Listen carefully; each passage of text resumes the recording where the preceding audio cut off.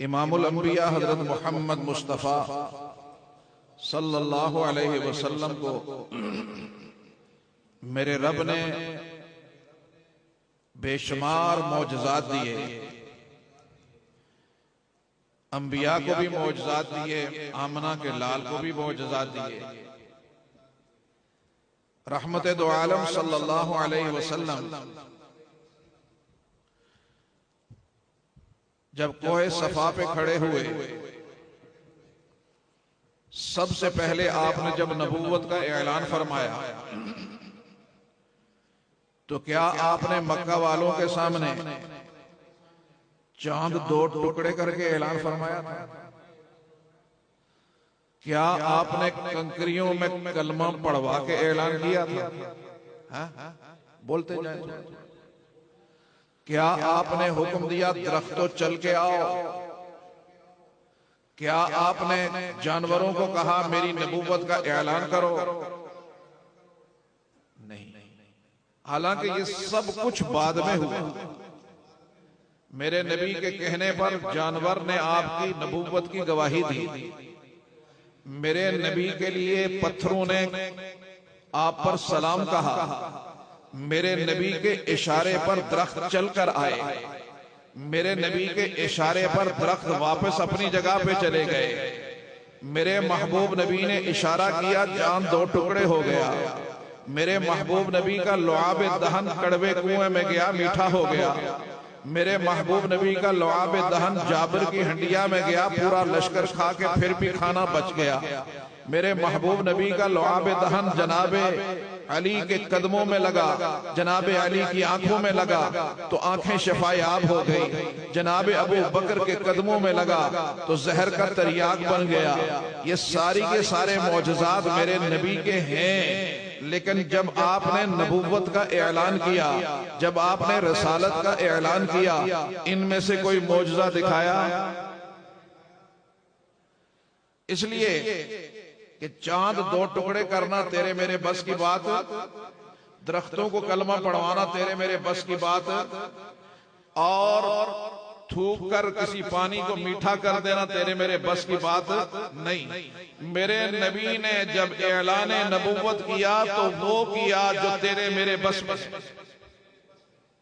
امام الانبیاء حضرت محمد مصطفیٰ، سب کہہ دیں بلند آواز سے، صلی اللہ، آپ بھی کہہ دیں صلی اللہ علیہ وسلم نے کوہ صفا پہ کھڑے ہو کر سب سے پہلے کہا، او مکہ کے رہنے والوں، میں نے تمہارے اندر 40 سالہ زندگی گزاری ہے، حل وجدتمونی صادقا ام کاذبا، اس 40 سالہ زندگی میں تم سے سوال کرتا ہوں کہ تم نے مجھے سچا پایا ہے یا جھوٹا پایا؟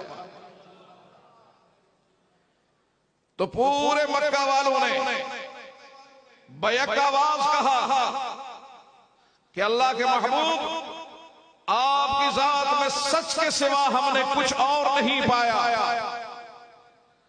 اور یہ یہیں پہ نہیں، میں دیکھتا ہوں بخاری کی روایت ہے کہ نبی اکرم صلی اللہ علیہ وسلم نے روم کے بادشاہ ہرقل کو خط لکھا،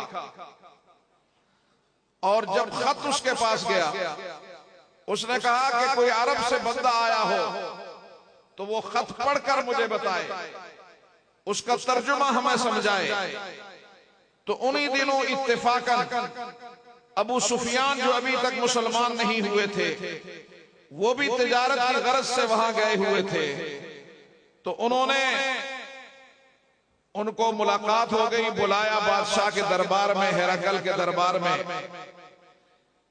یہ ابو سفیان وہ ہیں جو احد کے غزوہ احد میں بھی قریش کے سردار ہیں، غزوہ احزاب میں بھی تمام قبائل کے سردار اور سالار اعلیٰ ہیں۔ لیکن مصطفیٰ کے بارے میں جب ہرقل نے یہ پوچھا کہ یہ بتاؤ کہ یہ جو شخص نبوت کا دعویٰ کر رہا ہے، جس کا خط میرے پاس آیا ہے، یہ اپنے علاقے میں یہ سچا ہے یا جھوٹا ہے؟ یہ سچ بولتا ہے یا یو ٹرن لیتا ہے؟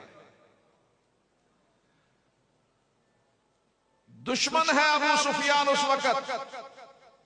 تو ابو سفیان نے کہا کہ نہیں، جھوٹ تو اس نے کبھی نہیں بولا ہے، جھوٹ تو اس نے کبھی نہیں بولا. ہرقل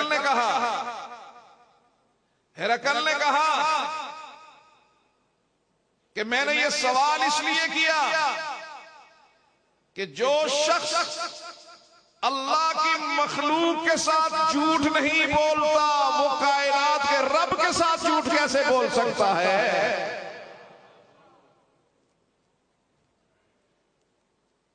تو پتہ یہ چلا لیڈرشپ کے انتخاب کے لیے سب سے پہلے سچا ہونا شرط ہے. جھوٹا شخص مسلمانوں کا لیڈر نہیں ہو سکتا. کوئی کرائیٹیریا رکھو. سچا شخص اس لیے کہ میرے محبوب نبی نے وہ معجزہ نہیں دکھایا جو میں اور آپ نہیں کر سکتے.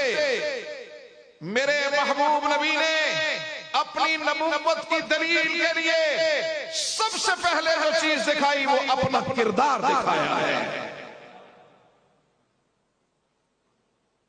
لیڈرشپ کا صاحب کردار ہونا چاہیے. جن کے کردار بدبودار ہوتے ہیں وہ مسلمانوں کی لیڈری اور قیادت کے قابل نہیں ہوا کرتے.